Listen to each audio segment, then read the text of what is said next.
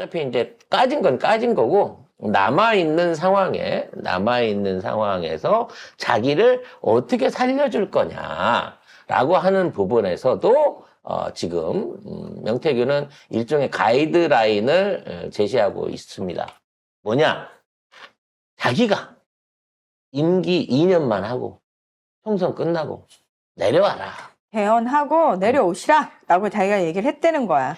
그래서 결국은 이제 이 얘기를 하니까 황정호를 비롯한 밑에 있는 가신그룹들이 저런 싸가지 없는 놈이 우리 윤석열 대통령을 2년 만에 내려오라 그랬다. 저런 새끼 말 듣지 마십시오 하고 연락에 깠겠지.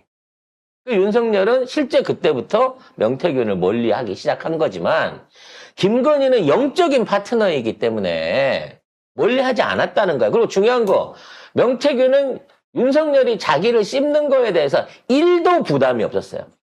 왜? 주변 사람들 말하고 다녔거든. 그 권력은 사모가 쥐고 있잖아.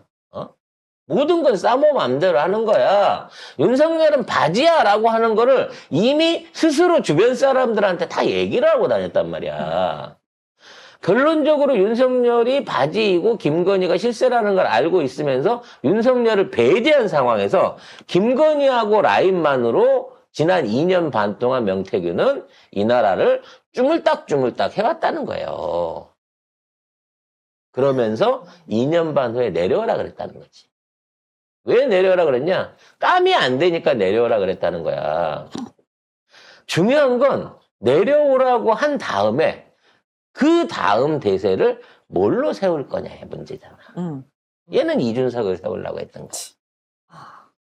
그래서 5년을 다 하면 네가 실수를 너무 많이 하고 지속적으로 인기를 까먹을 거기 때문에 총선 끝나고 총선 그 공약으로 내가 임기 개헌을 하고 내가 여기서 물러날 거다라고 하는 것들을 사실상 명태균이 조언을 했었단 얘기예요.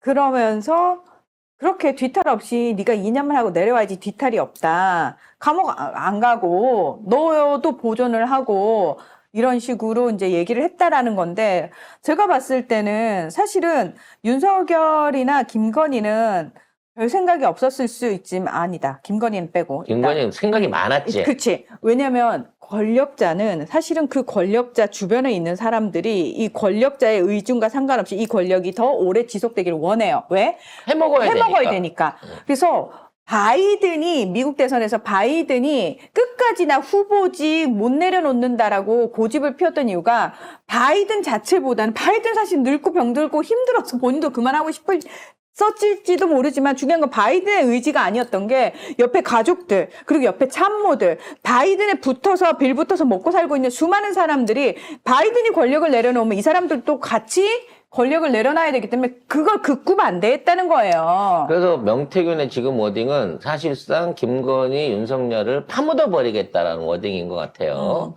그래서 2년 반 임기 단축 제안을 자기가 먼저 했다라고 설레발을 날렸고 그리고 그와 관련해서 김 여사한테 자리를 제안받았다고 해요. 근데 이 시기가 묘합니다. 21년 7월이에요. 21년 7월. 22년이 아니고 21년 7월인데 이 당시에 김건희가 했던 얘기가 충격적입니다.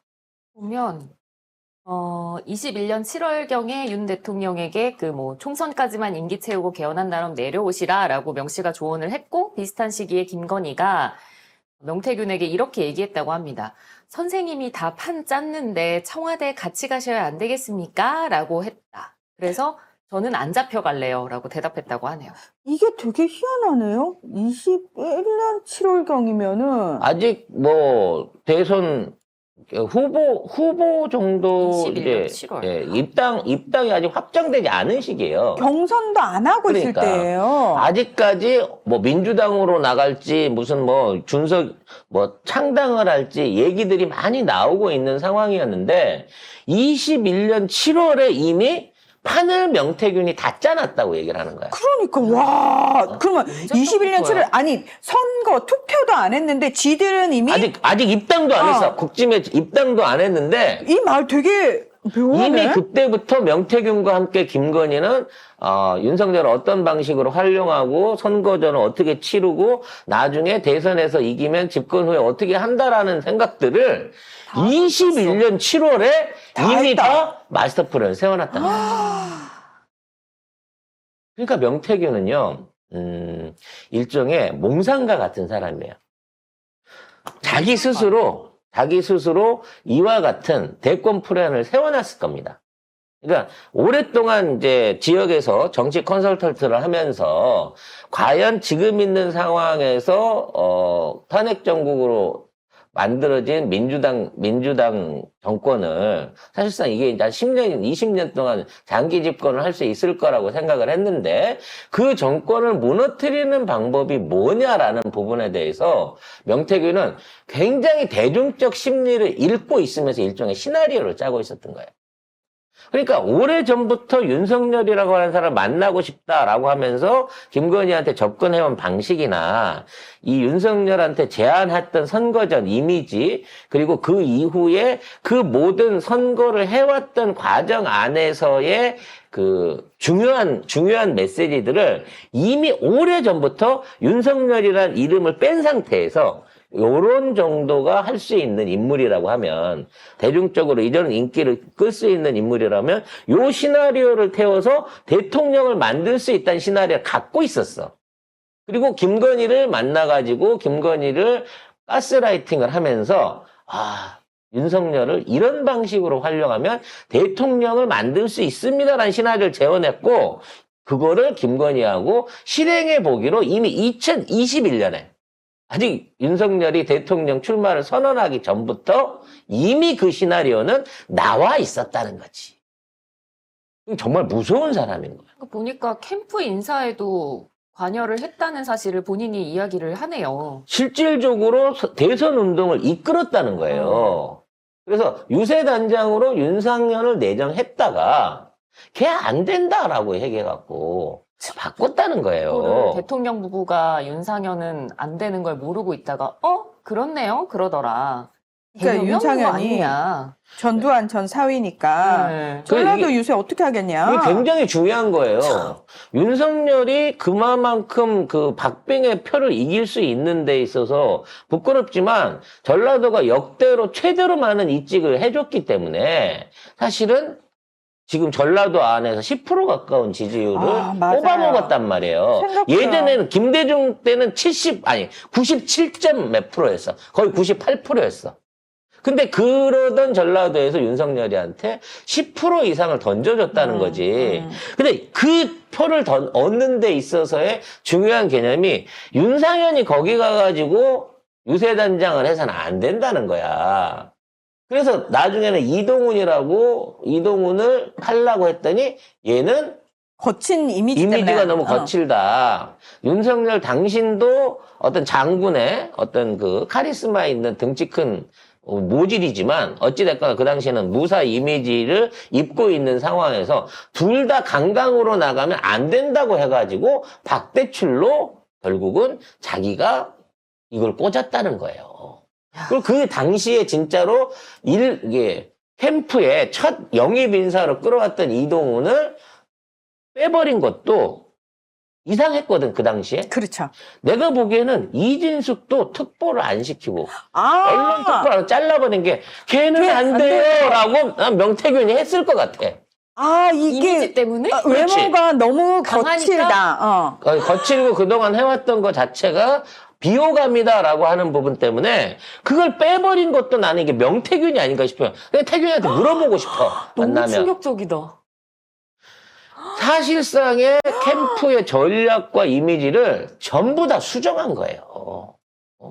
그래서 심지어 2022년 10월 달에 이때가 언제냐면 이제 천공주의보, 건진주의보가 날라다닐 때입니다.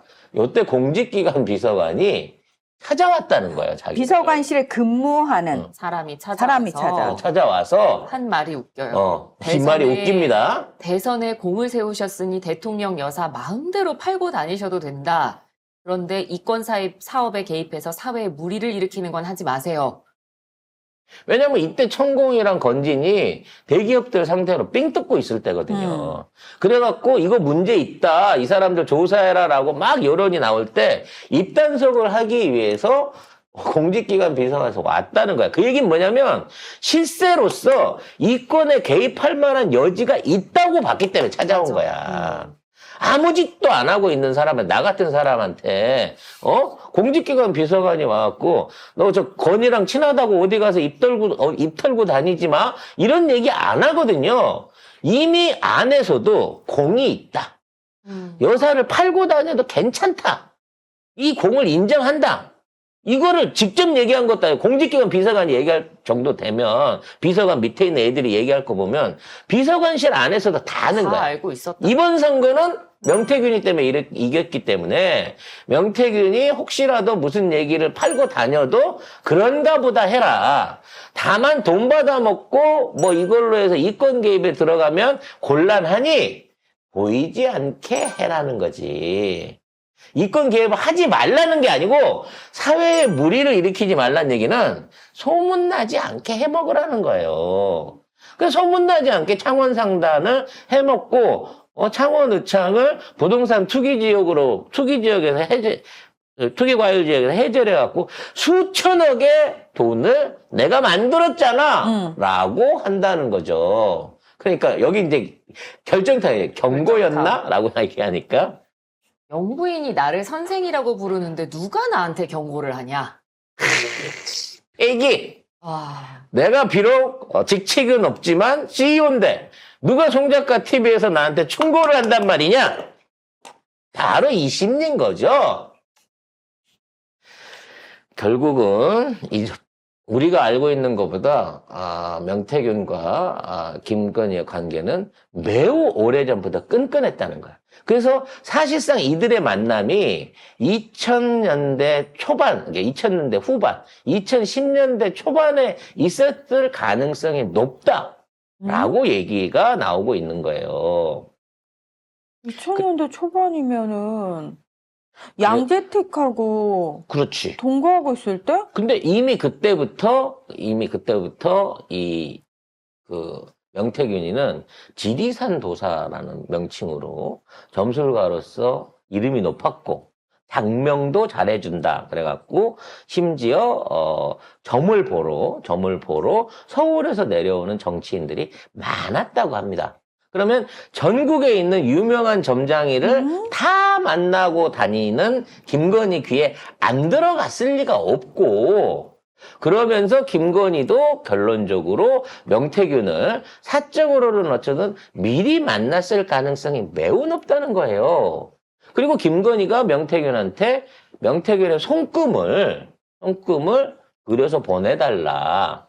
자기도 명태균이라는 사람의 손금을 보고 판단을 해서 이 사람하고 뭐를 할지 말지를 결정하겠다라고 했다고 하는 또 얘기도 있습니다.